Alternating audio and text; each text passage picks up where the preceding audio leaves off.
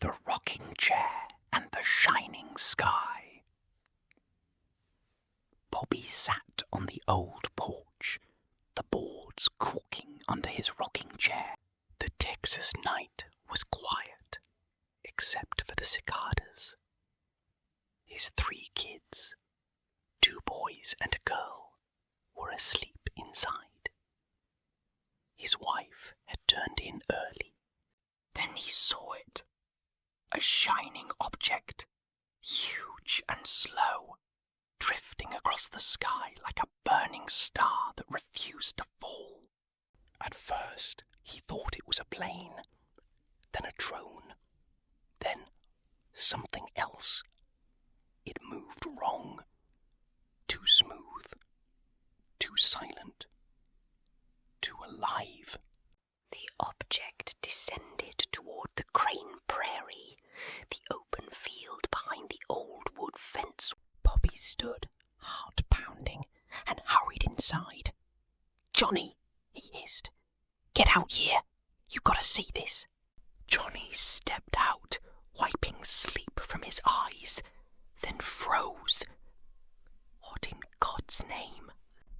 The light grew brighter, closer, lower, and the night stopped breathing. The drive toward the impossible. The brothers grabbed their boots, keys, and the old pickup truck.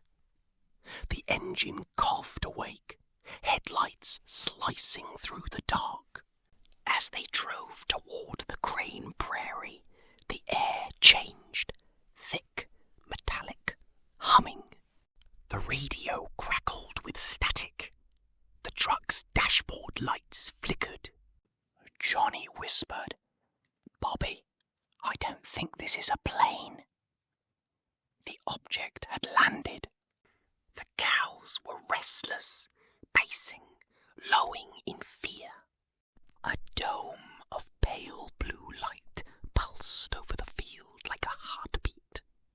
The brothers parked behind the wood fence, killed the engine, and crouched low. Something moved inside the light. The visitors at the fence line. The light dimmed just enough for the brothers to see shapes. And deliberate intelligence. Tall, thin, joined wrong, moving with a slow of shimmering light. 3 cows floated, literally floated off the ground, suspended in a column. Their bodies turned slowly, as if being scanned. Johnny whispered, "Bobby, we shouldn't be here." One of the beings turned its head, if it was a head, toward the fence. Toward them. Toward the fence. Toward them. The brothers ducked behind the wood fence, breath shaking. The air vibrated. A low hum crawled through their bones. Then the cows dropped. All 3. Silent. Still. The dome flickered. The beings shifted. And the night grew colder. The light that follows inward like a dying star, folding into itself until only a single beam of white light remained. The beam swept across the prairie like a searchlight. It passed over the cows, over the grass, over the fence, and then it hit the truck. The engine roared to life on its own. The horn blared. The headlights flashed wildly. Johnny grabbed Bobby's arm. It's controlling the damn truck. The truck shook violently, rocking on its tires as if something inside was trying to break out. The brothers sprinted toward it, but the doors locked themselves with a sharp metallic click. The beam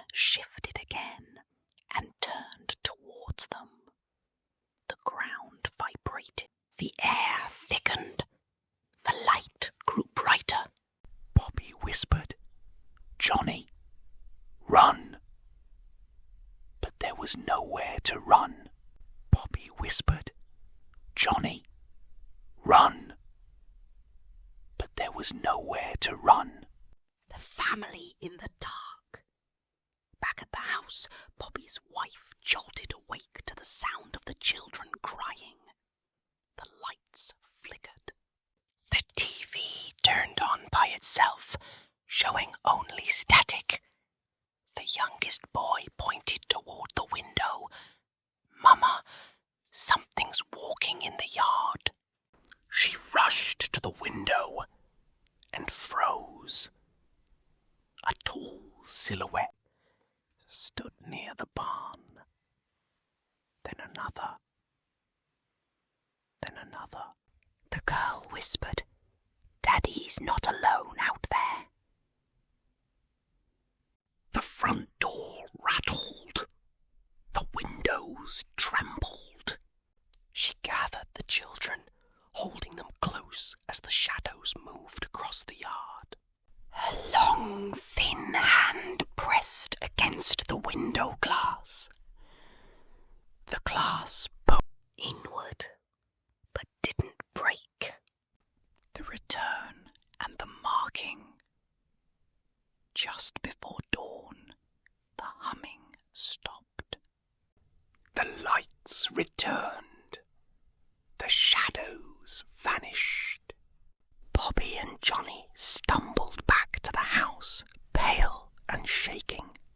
They didn't speak. They couldn't. The cows lay in perfect lines, arranged with eerie precision. Each had a circular mark burned into the hide, a symbol neither brother had ever seen. Bobby found the same mark burned into the porch railing and on the barn door, and, God help him, on the back of his youngest son's neck. The boy didn't remember anything, but he kept whispering one thing over and over. They said they'll come back. Bobby held his son close, staring at the rising sun.